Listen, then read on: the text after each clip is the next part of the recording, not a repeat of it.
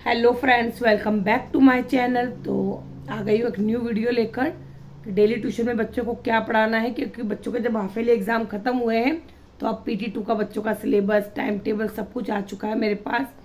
नवंबर के लास्ट में बच्चों के PT2 एग्ज़ाम होंगे जिसमें दो दो चैप्टर आएंगे। तो मैं बच्चों को देखिए कैसे पढ़ा रही हूँ। तो चलिए मैं पहले आपको बच्चों को दिखा देती हूँ। तो देखिए सारे बच्चे पढ़ रहे हैं, सबको मैंने वर्क दे दिया है। पहले बच्चों ने लर्न किया है, सुन लेती हूँ, उसके बाद बच्चों को लिखवा रही हूँ। तो सब बच्चे लिख रहे हैं, सबको मैंने वर्क दे रखा। कोई बच्चा ऐसा नहीं है जो फ्री बैठा हो, सब बच्चे अपने लिखने में या लर्न करने में लगे हुए हैं। अब इस बच्ची को देखिए क्लास सेकंड की है, इसको जनवरी फरवरी संडे मंडे बिल्कुल नहीं आते, मतलब इंग्लिश पढ़नी हिंदी पढ़नी बिल्कुल नहीं आती थी।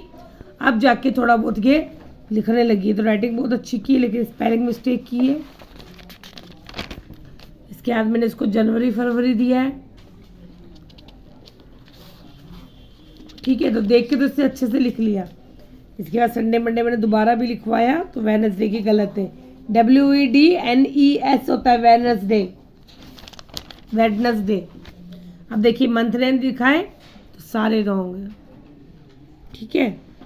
पूरा 1 आवर हो गया, 1 घंटा हो गया इसको पूरा, और 1 घंटे से बैठी हुई है और देखिए क्या लिख रही है।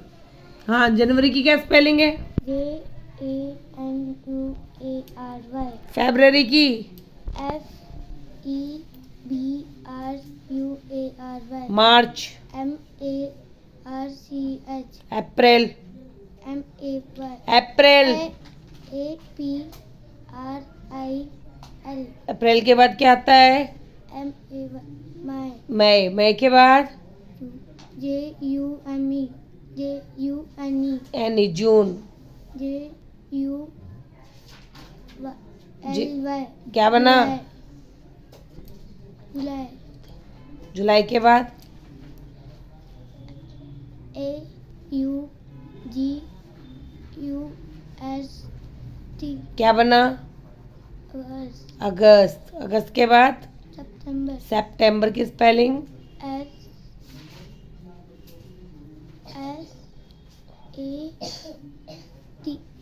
सेप, सेप, SEP,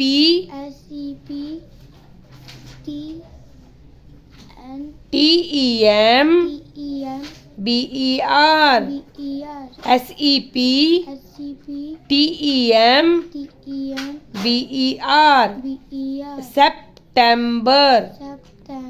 लर्न करो सितंबर, अक्टूबर, नवंबर, दिसंबर, 4 स्पेल लर्न करो।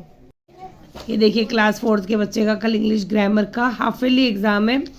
तो सारा बुक वर्क मैंने लिख दिया है और बच्चे से भी लिखवा भी लिया है मैंने, ठीक है। ऑप्शन नहीं दिए हैं, ऑप्शन वाले हैं सारे बुक में, लेकिन मैंने ऑप्शन नहीं दिए हैं, डायरेक्ट बच्चे से आंसर लिखवाए हैं।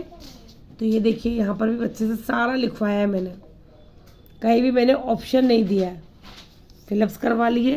तो जितना भी बुक वर्क है उसमें से मैं सारा बच्चे से लिखवा लिया है, जितने भी चैप्टर थे सब मिक्स करके। अब मैं बच्चे को क्वेश्चन आंसर लिख कर दे रही हूँ। वाक्य किसे कहते हैं, उद्देश्य और विधेय के बारे में, संज्ञा किसे कहते हैं। तो अभी मैं इसको क्वेश्चन आंसर लिख कर देती हूँ। तो देखा आपने कि सारे बच्चे पढ़ाई कर रहे हैं, दो दो चैप्टर आ रहे हैं, लेकिन अभी एक एक ही चैप्टर हुआ है बीच में, क्योंकि दिवाली आ चुकी है बीच में, तो बच्चों के हॉलीडेज लग गए हैं। तो बच्चों का भी एक एक चैप्टर ही कंप्लीट हुआ है। अगर बुक में नहीं हुआ है तो कॉपी वर्क करा दिया है, या मैम ने चैप्टर रीड करवा दिया है और कॉपी में कुछ नहीं कराया है। तो अब बच्चों को कैसे पढ़ाना है कि जो बच्चों को कॉपी वर्क करवा रखा है या बुक वर्क है वो तो लर्न करवा ही रही हूँ। इसके अलावा मुझे पता है कि 2 चैप्टर आ रहे हैं, सिलेबस आ चुका है बच्चों का, उसके अकॉर्डिंग बच्चों को रीडिंग लगवा रही हूँ, और रीडिंग करवाने के बाद बुक फिल करवा रही हूँ, ठीक है। क्योंकि बुक से मैंने पहले भी बताया आपको कि बुक से ही ज़्यादा बुक वर्क आता है। अगर बच्चों को वो लर्न होगा तो बच्चे अच्छे से मार्क्स पा सकते हैं।